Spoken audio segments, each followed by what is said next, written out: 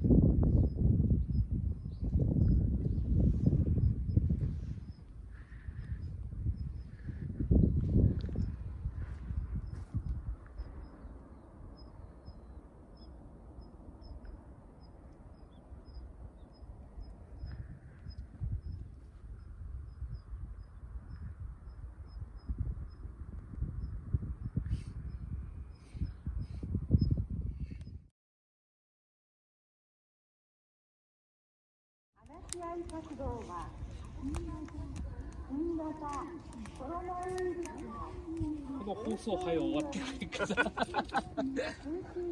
ういうのあるですもんね。中途半端ないな。もう本当山の方、ああいう小国とかだったら、あんまないですよね。それで西原の風の里に行った時なんか深海になんかなるんですよ。なりますね。あれなんですかね。なんですかね、あれ。西原はしょっちゅうですもんね。放送よ。そうそう。よーしのはずです。なんか好きなんですかね。好きですね、本当は。あそこは。ね、中君とかに聞いたらやっぱ、いや多いですよ西原は。あそこら辺通る時も、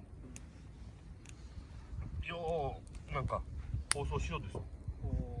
帰り道とかですね。南阿蘇の方から帰ってくる。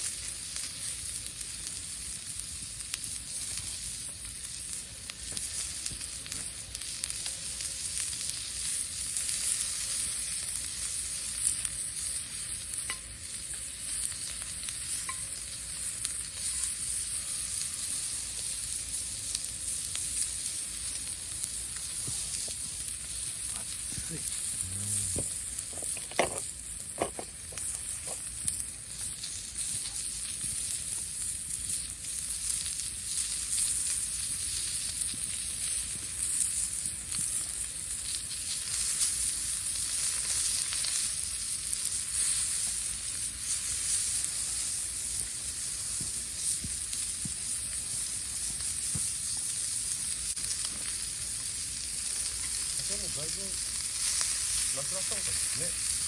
本当にね、風がないとだいぶいいですよ。なんか寒くないですよね、そんなに。そうなんですよね。今何度ですかね。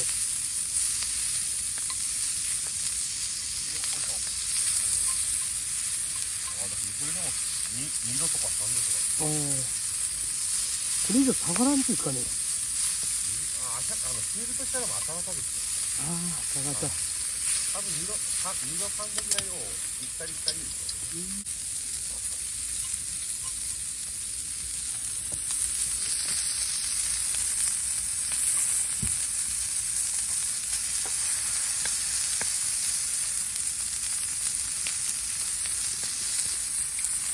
よ。うまい。